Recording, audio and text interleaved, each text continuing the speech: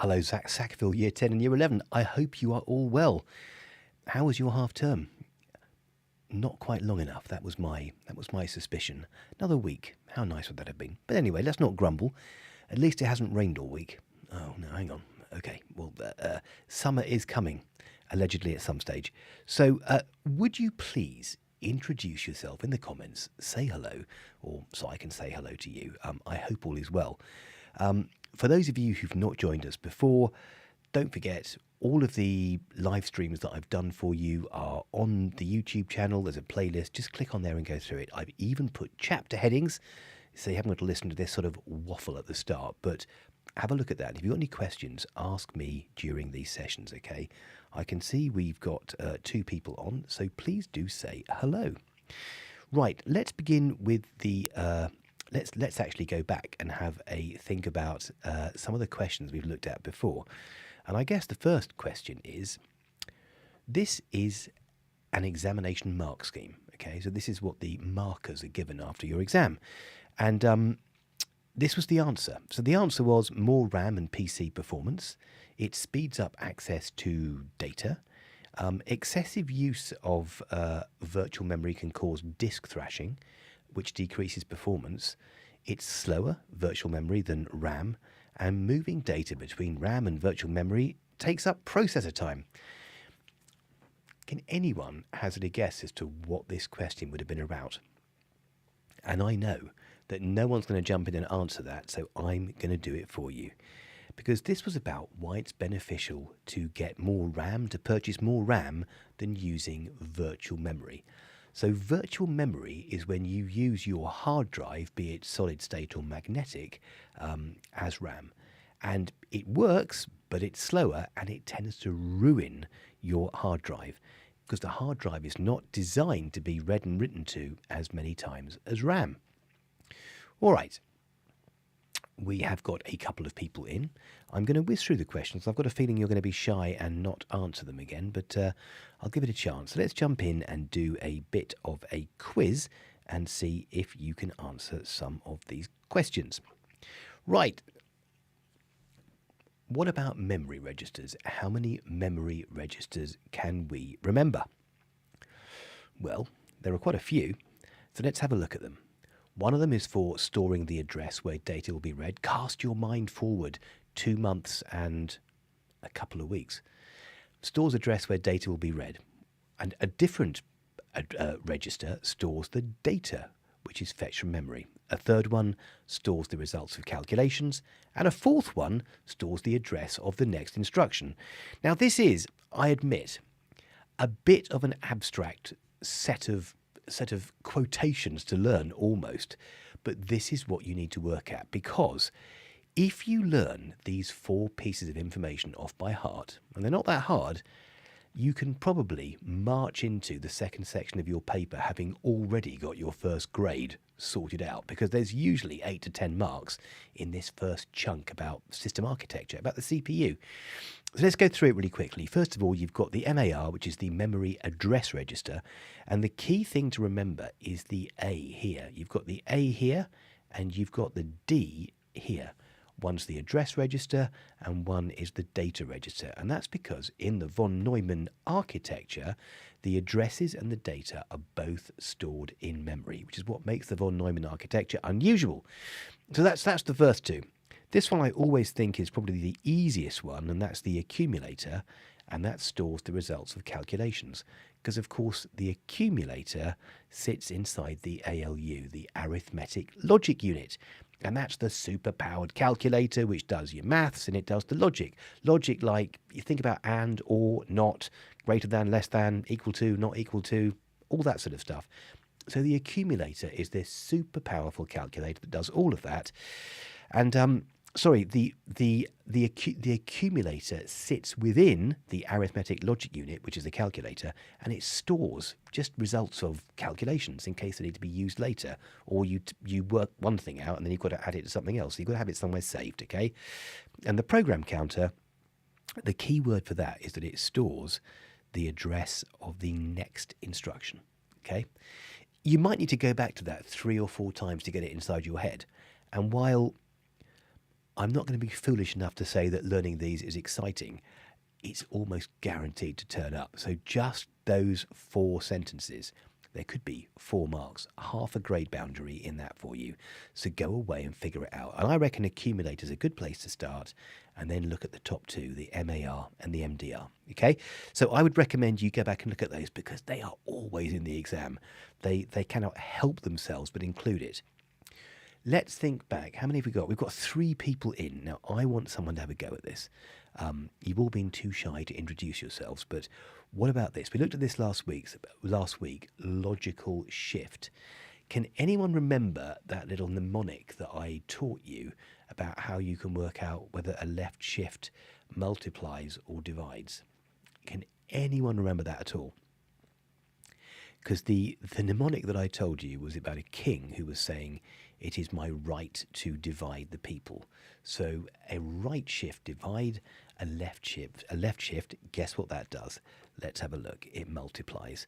So again, those logical shifts were from last week, okay? We've still got 3 people here. You're watching, but you're not doing very much. What about this one? Doing a 2-bit left logical shift has what effect?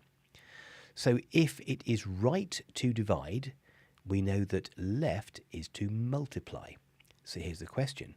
If we do a 2-bit left logical shift, is it by 2 or is it by 4? And this is an area where people often get it wrong because you'd be tempted to say that it's by 2, but it's not. It's 2 places. So the answer is it multiplies it by 4. Think about binary, 2, 4, 8, 16, 32, 64, etc. Okay, 1 to 8, 5, 16. 1024. So that's how that works. All right. So this is the binary shifts. It's a little bit odd to get your head around, but actually all you're doing is either sticking zeros at the front or the back of a number. So it's not actually that bad at all. All right. Well, I'm glad that I've answered all of these correctly so far. Now, there are 3 of you watching, and I'm glad you're there, and you don't have to take part, but it would be nice if you just maybe said hello in the comments. So question 3, which answer has correctly applied a 1-bit logical shift?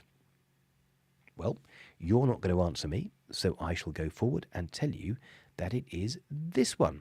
Okay, a 1-bit left logical shift. And look at the difference between the 2.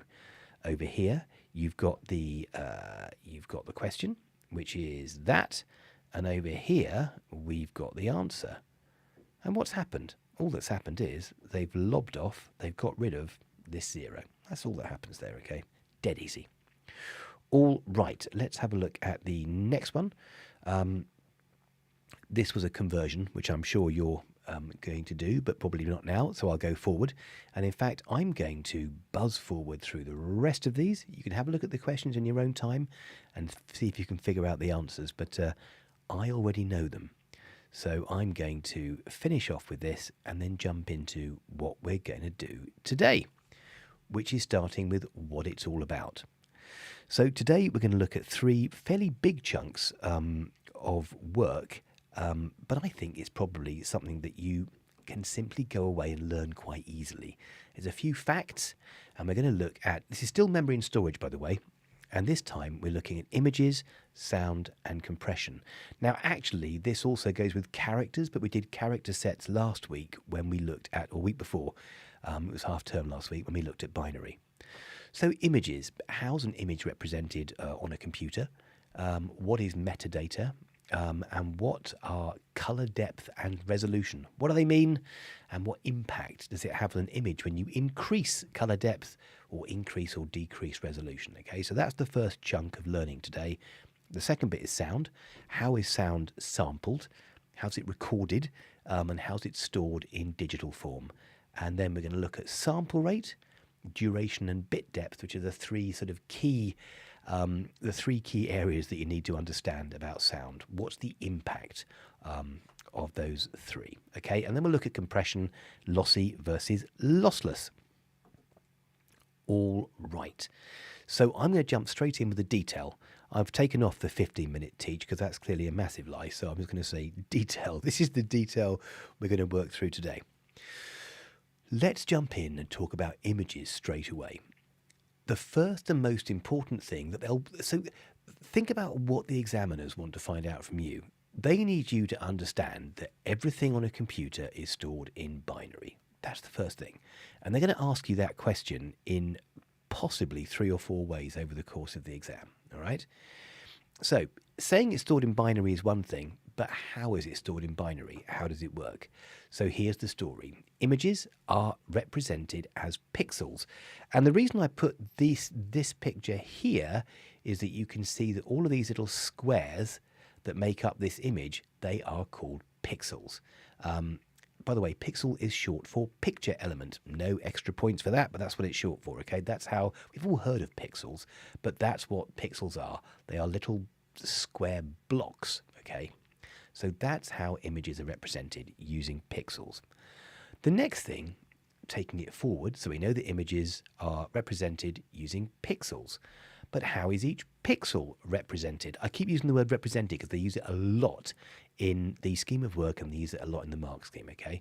So each of those pixels, so look at that image on the left-hand side there, and you can see that we've got we've got grey round the outside, we've got a bit of white here, we've got some blue here, we've got some yellow here, we've got some green here, okay? So you've got lots of different colours in this image. Each and every single one of these pixels is represented as a binary number. So if we took this pixel, that could be represented by this binary number here. All right? So that's the level 2. So we figured out that images are represented using pixels, and each pixel is represented as a binary number. So we've gone beyond just knowing that everything's in binary.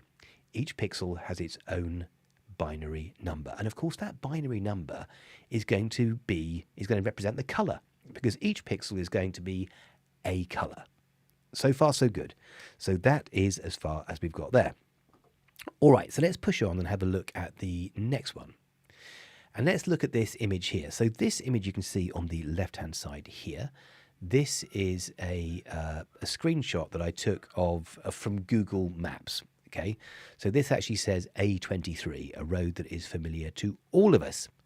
But you can see that each pixel in this image you're looking at has one color. And that's kind of quite important, that pixels can only have one color. But because they're sort of cramped so closely together, I've had to zoom right in on the image to see the individual squares. Obviously, this image is pixelated. So when we talk about a bad quality image, we often use the word pixelated because you can see the pixels. So here, each of these square blocks, which are called pixels, has its own specific color.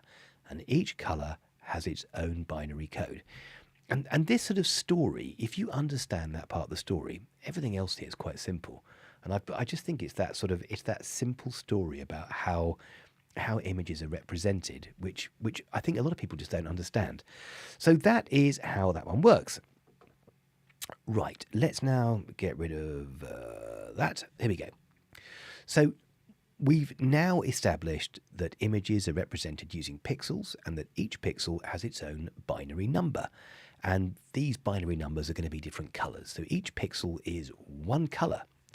But of course, you can decide how many colors you want to have in an image. Cue this slide. Now, this one was a picture that I took when I was in China a couple of years ago, and this character was actually quite scary. We were minding our own business, eating in a restaurant, and this character appeared. But you can see you've got the picture on the left here, and you've got the picture on the right. Now, I'm not sure how well this will come through on your computer screens, but I imagine you can see the picture on the right is pretty dreadful quality. But why? The reason that the picture on the right looks so ropey is because it's represented using fewer colours, okay? So the image on the left has got more colours, the image on the right has got fewer colours, all right? So that is what is known as colour depth. And colour depth is pretty much the colours in your image. But let's go into a bit more detail on that now, okay? Let's go to that one. All right. So the image on the left, that image is used using, there are 256 possible colours that can be used in that image. And if you've mucked around in Photoshop or Paint, you'll have seen that 256 number, which of course happens to be well, it's not a binary number, but it's actually 256 works with bits. It can be represented easily in bits, okay? And we'll get to why that's the case in a minute. So the image on the left uses up to 256 colours, whereas this image over here, this image is represented using only 4 colours. So that is, and you can see up here, I'm getting to it finally, is that if you were, it's basically 8 digits in binary, an 8-bit number. So an 8-bit image could be represented by up to 256 colours, whereas a 2-bit image can be represented by up to 4 colours. All right, so you can see that colour depth can have a huge impact on the quality of the image or the photograph. But that's not all. It also has an impact on file size. And this is the other thing. I'd like to imagine a seesaw here. Is that and if you're a photographer, it's almost a 3-way seesaw with looking at shutter speed, aperture, and ISO. But in this case, we're looking at colour depth in terms of if you increase the colour depth, you also increase the size of the image. Because say, for example, rather than using 256 images, we're going to use 256 colours. We went for 25,000 colours. Well, that's going to mean you need a lot more codes. You need a lot more potential binary numbers to put in there because you've got more colours. So that's where things get a bit trickier, is that this is also about the fact that what happens when you increase or decrease colour depth is that the quality of the image improves, but also the file size increases as well, okay? All right, so colour depth. This definition is one that you need to know off by heart. It's the number of bits stored for each pixel. I'm going to jump back one slide, so just keep that inside your head, the number of bits stored for each pixel. And if we go back, look, up here, we've got an 8-bit image, which gives us potentially 256 colours. Why am I saying potentially? Because you might not need all the colours for the image that you've got, but they are available for your image, all right? But there's got to be space for that. So that's why the size gets bigger, all right? So that's an 8-bit image. And I'll jump forward again. So its colour depth is the number of bits. So an 8-bit image, that means it's got a colour depth of 8 bits, all right? So that means you've got potentially up to 256 different colours you can use in your image. I hope that makes some degree of sense. If not, the 3 of you who are still lurking and not saying anything, you could always ask me, okay? Because I'm actually here to help you.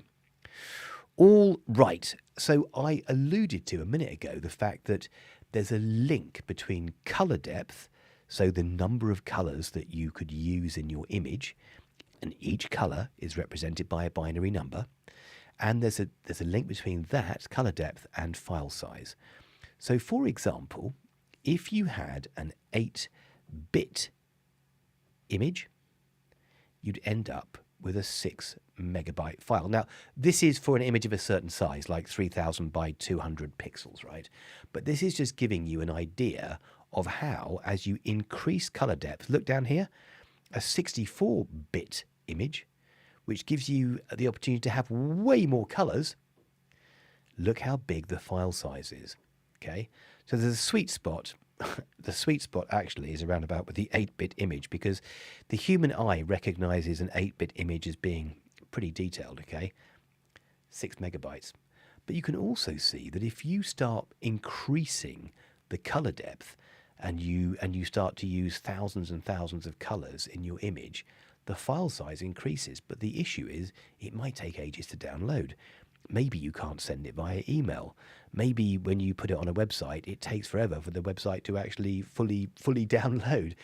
If you're saving it onto a hard drive, and you're saving, I mean, say for example, I've done wedding photography in the past. You might get home having taken 2,000 images.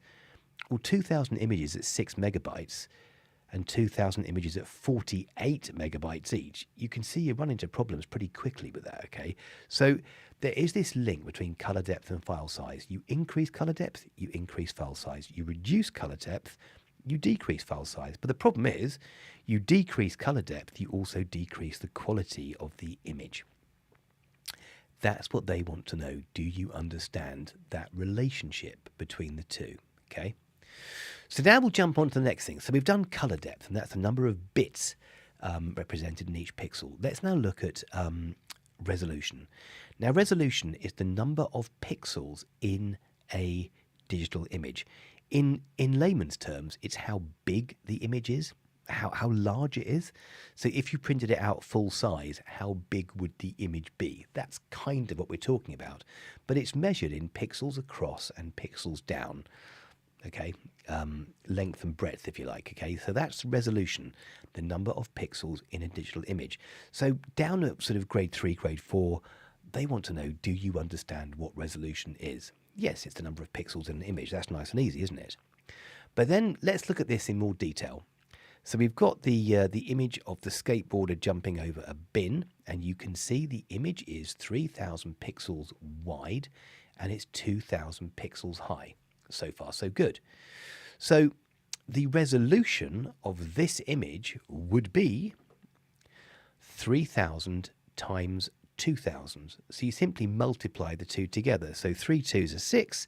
So you have a resolution of 6,000. Okay, so that would be the resolution of your image. And guess what? If you make the resolution larger, and you make your image physically larger, it's going to take up more space. If you make the image smaller, and think about when you use your phone. If you've got an iPhone, well, I've got an iPhone, but I'm sure the same thing works on Android. But you can choose what size you want your images or your video to be, and some of that will be down to resolution. What size final image do you want? And the problem is, sometimes you think, oh, I'll choose the largest size, it'll be the best quality. And yes, it may be, but you don't need a warship-sized photograph, especially if you're going to look at it on a phone. So again, you know, if you end up working in IT or working anything to do with websites, the idea of optimizing your images so they're the right size so the quality is good enough, but they're also the right size, so they load up really quickly. And it's, again, we're back to this seesaw, if you like, that if you increase resolution, the quality increases. If you decrease resolution, the quality decreases. If you increase resolution, the file size increases. If you decrease resolution, the file size decreases. So again, it's that seesaw they're looking at both ways. I hope that helps. Right, that's resolution. I've put this on here because I think that this might help bring this home a little bit. And I've kind of moved slightly away from the subject matter because I thought I'd put this in terms that you're more likely to recognise, and that is in terms of 5K, 4K, 3K, full HD, HD, and standard definition.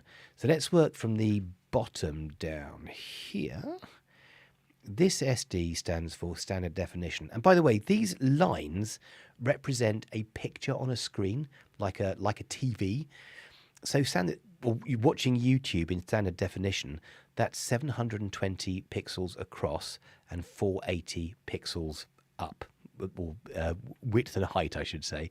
A width of 720 and a height of 480.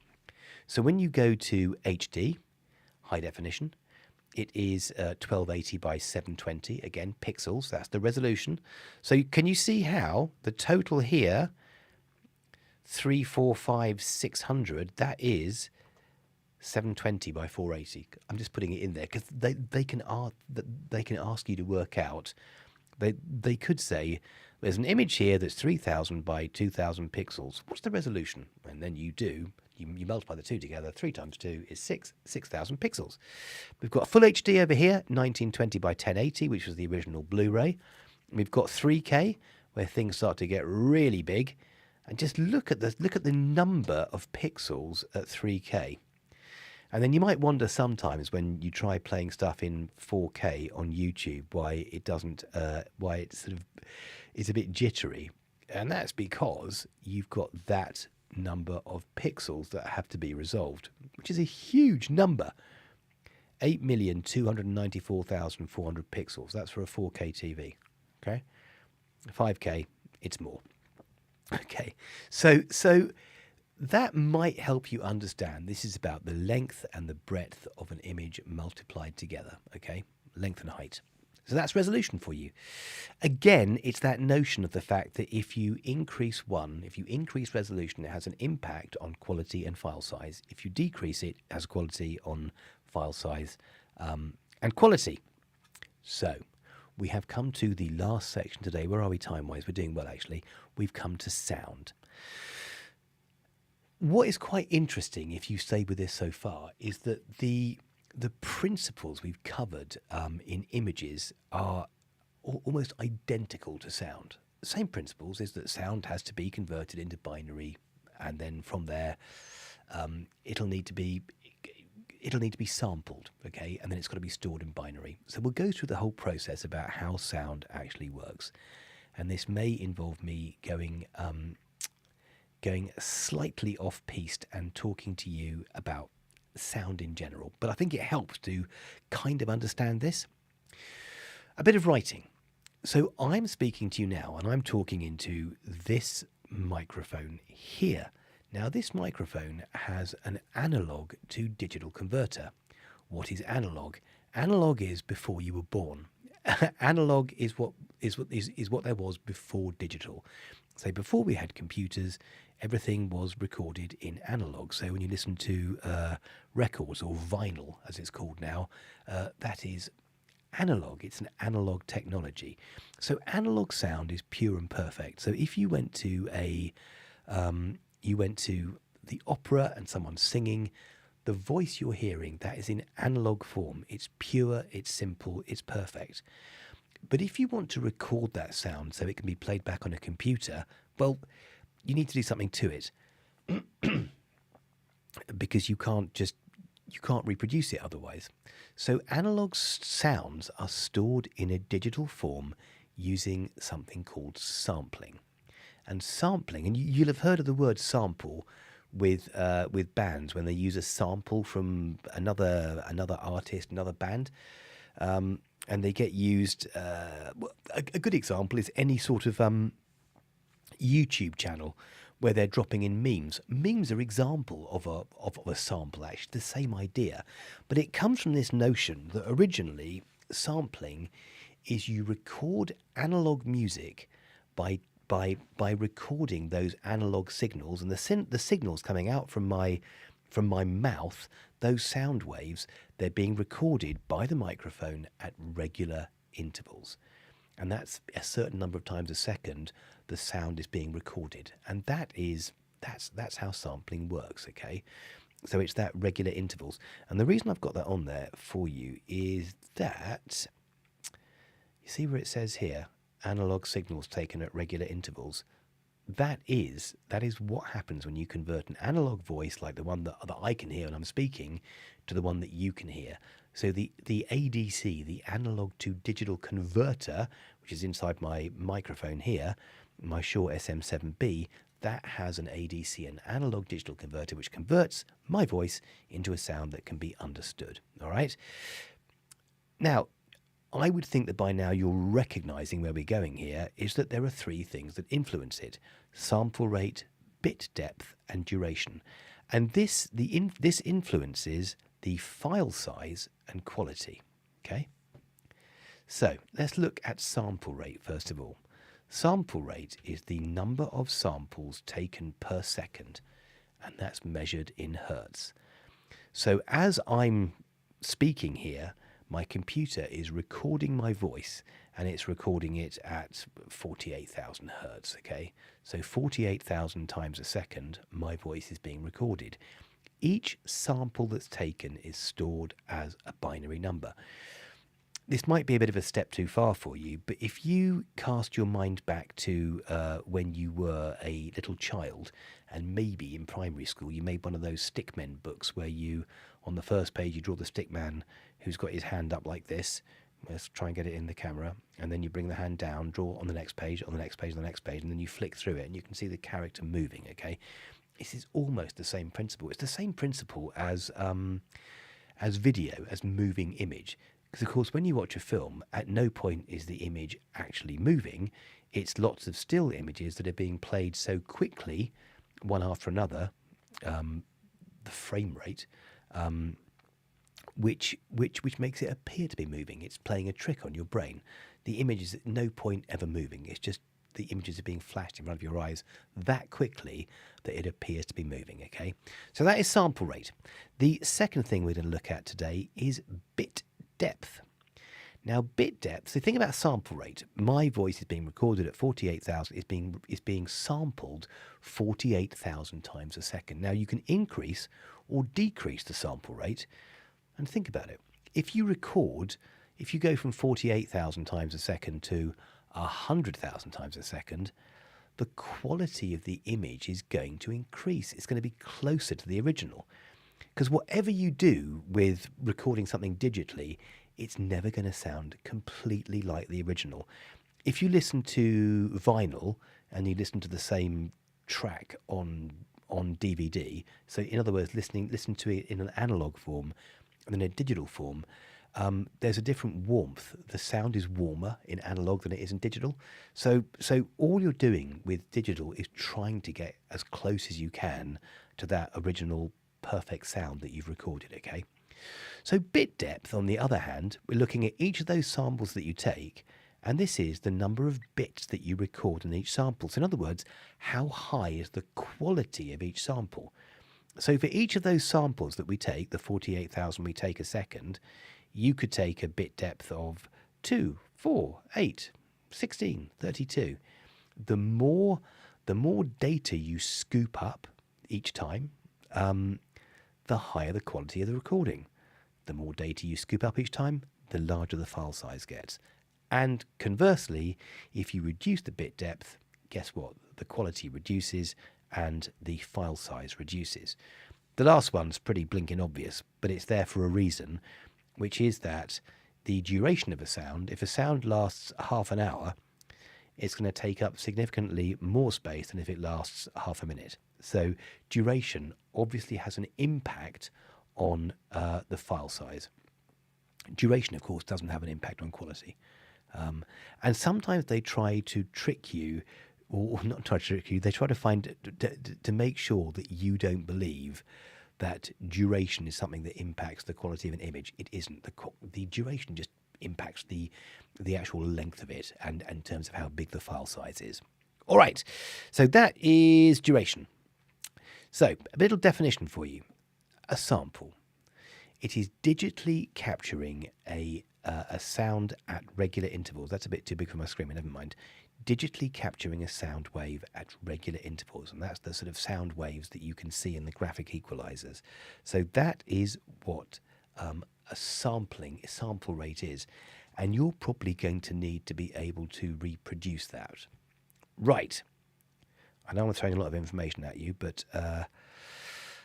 this topic's really predictable, and as long as you can talk about sample rate, bit rate, bit depth, color depth, that's really all that you need there. And the fact that if you increase one, it'll have an impact on your final image. Metadata. Meta is a word that means above. It's like looking at things from above in a thumbnail view. So metadata is data about data. And I've put this screenshot up there for you. This is from one of my apps that I use to manipulate images. I think it's Photoshop or Lightroom. And this is the metadata that I pulled from an image that I've taken. And it's worth taking a second just over the course of this really short live stream, how many of these we've already gone through. Well, the first bit you might not recognize. This is the camera, the one that I'm currently using. And this is the Nikon D6. There we go. That's that one there, okay? So that's your Nikon D6. Then the next bit of information that it's recorded is this here. And that's the lens that I'm using, which is a 24 to 70mm f2.8 lens. The next thing we've got is this over here, which you should recognize as the image resolution. And they have multiplied those two together to come up with the size of the file, which is 6.56 megabytes. And then down here, we've got the ISO, which I won't go into because that's not what we're doing. And just some more information. That's the aperture, that's the lens, And that's the shutter speed. Oh, and look, this is the image type. Not a raw image, not a PNG, but a JPEG, okay, a JPG, joint photographic group, okay. That is that. So that's metadata. Metadata is data about data. Couple of other things to just finish off with metadata is that metadata also helps. So, for example, if you've taken a photo and you double click on it, the metadata in that image will help the app that you're using to open the data properly. Okay, so these are examples of metadata, and they may well ask you for examples or give you examples and ask you what they are, and you say metadata. But very often there's a question which is, what is metadata? And you say it's data about data. And if you give an example, you can say file type or file size or what date created. Things like geolocation, things like color depth, image height, color representation, things like the make of the camera, the aperture and the exposure. And you saw all of those in my last example. So these are examples of what metadata is. So metadata is data about data, number one. Number two, metadata helps an app to open the data file properly, okay, to open the data properly. So those are the two benefits of metadata, okay, metadata. So meta is kind of looking at things from above. There we go. That is your metadata. Right then, we're coming to the last part of the taught element tonight, and this is to do with calculations.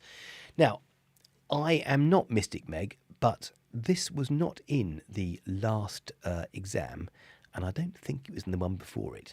So I fancy they might get you to do some maths. Now, don't be too concerned, because the maths they ask you to do, it really isn't that hard. You might need to work it out by hand, because obviously you can't use a calculator, but it tends to be not too onerous, because this isn't a maths exam, but they do need you to do a little bit of simple maths, okay? So first of all, they might ask you to calculate the size of a sound file. To do that, you multiply the sample rate times the duration in seconds times the bit depth. Now, so you think, well, that's quite easy, but what can go wrong there? Well, the stream quality has been automatically lowered. Well, hopefully you can still hear me. What they sometimes do is they'll say the file X file has these qualities. So you might experience buffering, it's saying. I don't know what's going on here. They might put in sample rate, duration, bit depth, and they might put in number of characters. And they would say, work out the size of the sound file. And of course, number of characters has got to do with image files, so that's not something that you would include in your calculation. Okay, so that's your sound file. Let's now have a look at image file size, which is here, and this is color depth times image height times image width. And again, you've just got to learn which one. And to be honest with you, it's kind of quite self-explanatory, because if you think about an image and you know that it involves color depth, then clearly you just need to know the resolution, don't you? So it's the color depth times the image height times the image width in pixels, okay? And for a text file, it's about the bits per character, and going right back, that's going to depend whether you're looking at ASCII or Unicode. So you'll need to know how many bits per character ASCII uses and how many bits per character Unicode uses. They'll probably tell you, but they might ask you earlier how many it uses, but when they come to this calculation, they'll probably give you that number, okay? Well, maybe they won't. But they've not done this for a couple of years, so I fancy that they might get you to do some simple maths, okay? And these will be the sorts of questions that they would ask. So it's worth going back and making sure that you're happy which of these definitions goes with which subject area. So, for example, that when it comes to sound, you're thinking about sample rate, bit depth, and duration. When it comes to images, you're thinking about color depth. It doesn't help that sometimes color depth is called bit depth as well, but it's fundamentally the same thing. Color depth, and then the image height and width. And for a text file, obviously, how many characters, and then how many bits per character.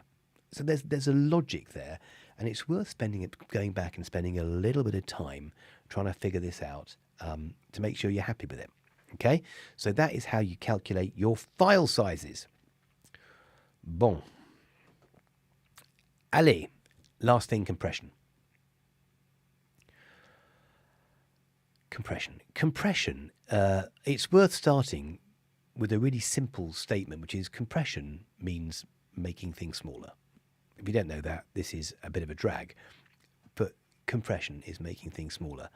When you think about why we need to make files smaller, it's because you have to store them somewhere. And the bigger the files, the more storage space that you need. The more storage space you need, the more hard drives you've got to buy. There's a benefit to compress files to make them smaller. And there are two ways that you can do this.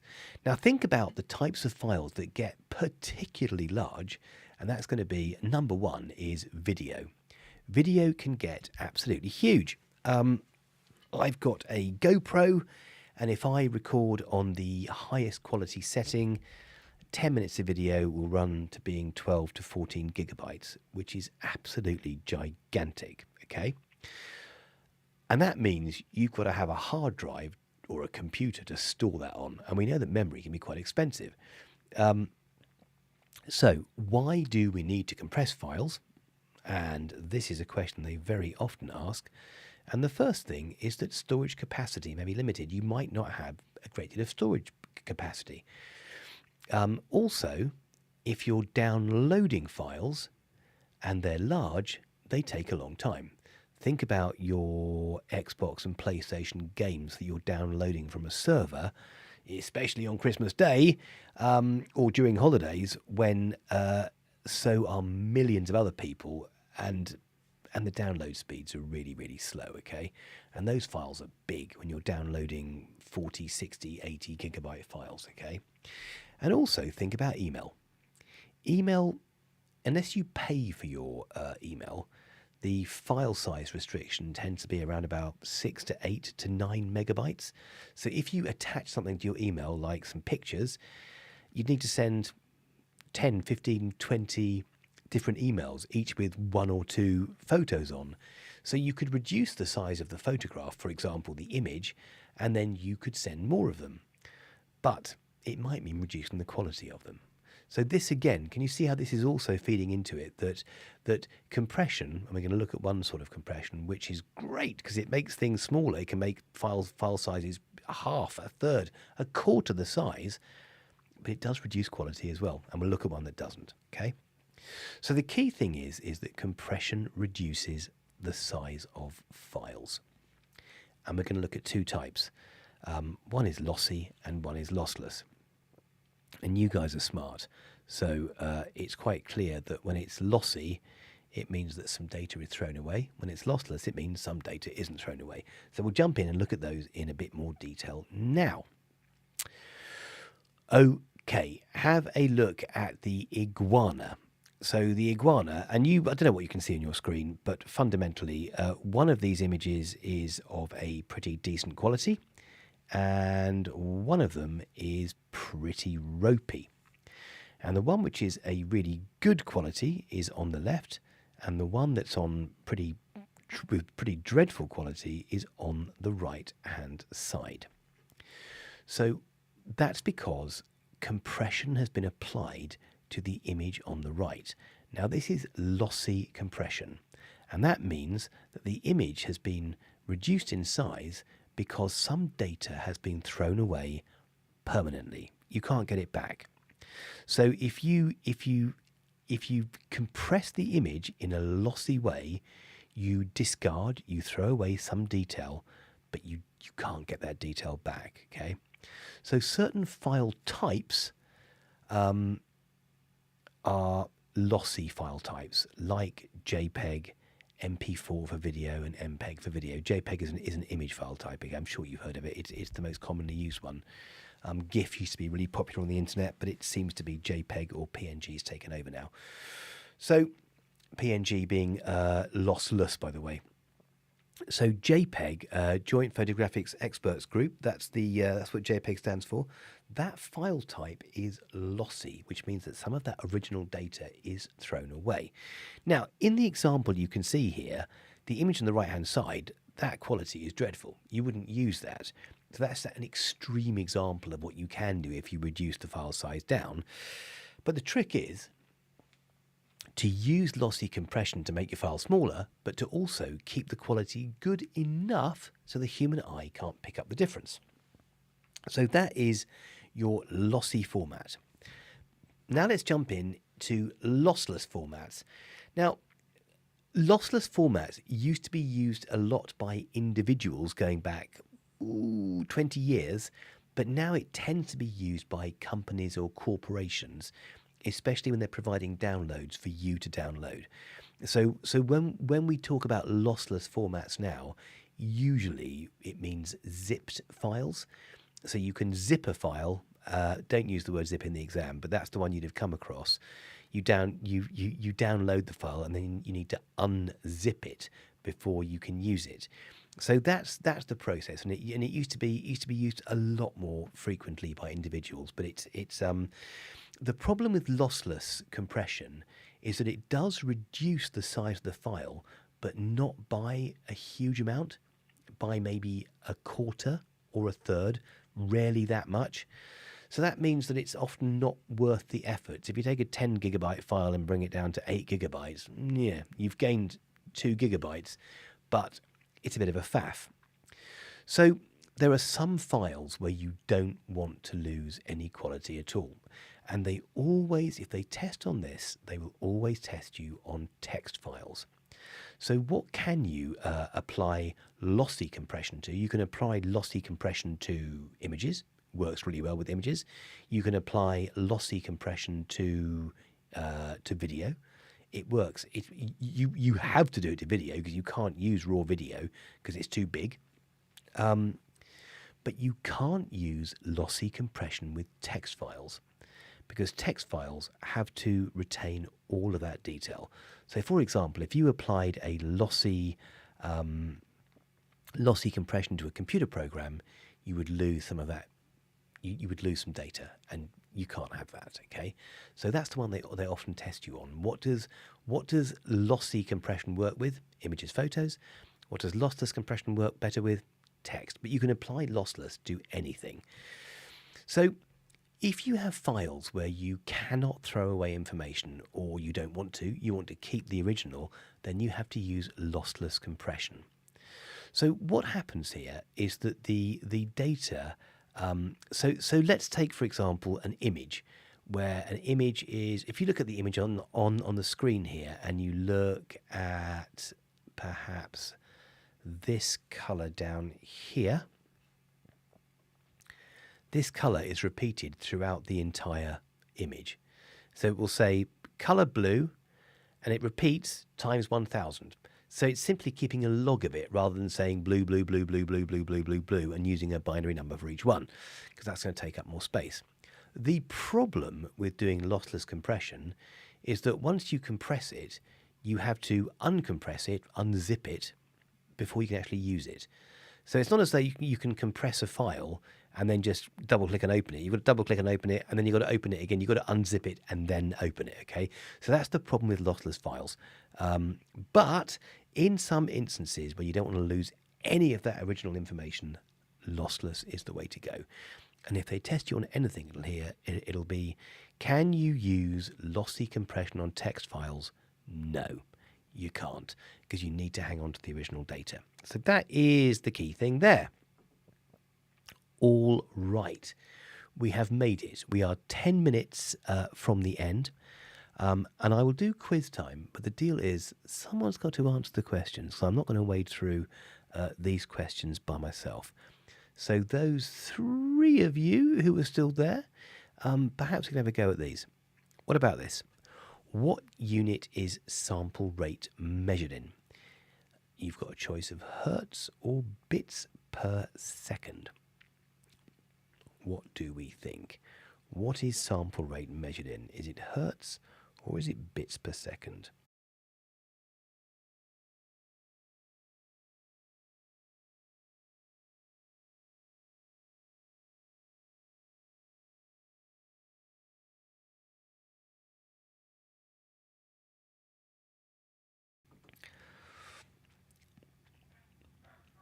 Well, I think I'm actually quite far ahead of you, so I'm going to push on. The answer is, of course, hertz. Next, which of these is not true if you increase sample rate? If you run through these and test yourself as we go through, I'll let you have a look at it for a second. Which of these is not true if you increase sample rate? Well, quite obviously, I'm sorry if you can hear a dog in the background. My dog is an idiot. It decreases in quality. What about this one? What's meant by bit depth? Well, bit depth is... This is a good way for you to practice your revision. Bit depth is the number of bits used to store each sound sample. Okay. Oh, and by the way, you know when they sample things, they often talk about recording the amplitude of the wave, or the height of the wave, okay? Of the sound wave, that is. What about this one? How many characters does ASCII include? So this takes us back to the work we did on ASCII and character sets. And ASCII, you've got ASCII and you've got Unicode, and you need to know how many characters can ASCII include. Well, the answer is 256. And that's why they had to introduce Unicode, which can hold more characters, because there are many more characters to be represented in all the languages like French, Japanese, Greek, Russian, German, the SZ, the umlaut, the accents, the accent aigu, the accent grave, all of that stuff, okay? What about this? What is meant by the color depth of an image? The answer is that it is the number of bits in each pixel. So you can see what I've done here. I've put in all of the questions that relate to what I've covered so far today. So ASCII uses 1 byte per character. There we go, it's a giveaway. Unicode uses how many bytes per character? And of course, this information is vital if you want to work out the size of a text file. Because once you know how many bytes per character there are, then all you've got to know is how many characters there are. And you do that simple multiplication.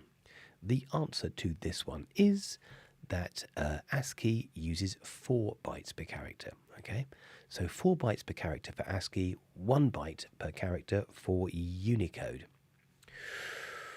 Which one of these is not an example of image metadata? Well, is it sample rate?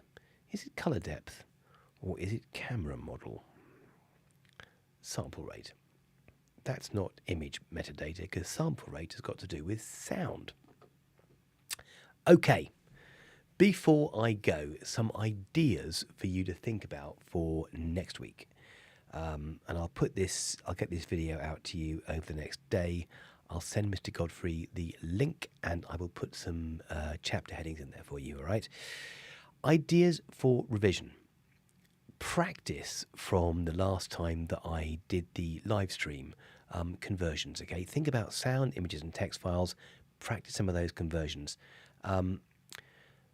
Be confident about ASCII and Unicode. How many bits do they use? How can you work out the size of a file? And then think about these definitions. Go back and look at these definitions. Bit depth, sample rate, color depth, and resolution. Do you feel happy with what resolution is? Yes, it's the height and the width of the image, and they get multiplied together. Do you know what color depth is? It's the number of colors that can be represented in the image or in each pixel. What about sample rate? It's the number of times that the recording the recording is it's the number of times the amplitude of the wave is recorded each second. Okay.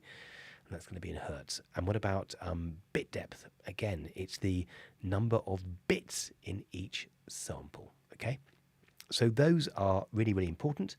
I'm going to leave you in a second just with try to revise those registers of the CPU.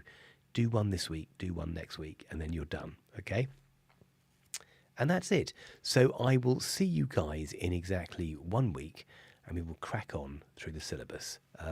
I hope you have a good week. Cheerio. Bye-bye.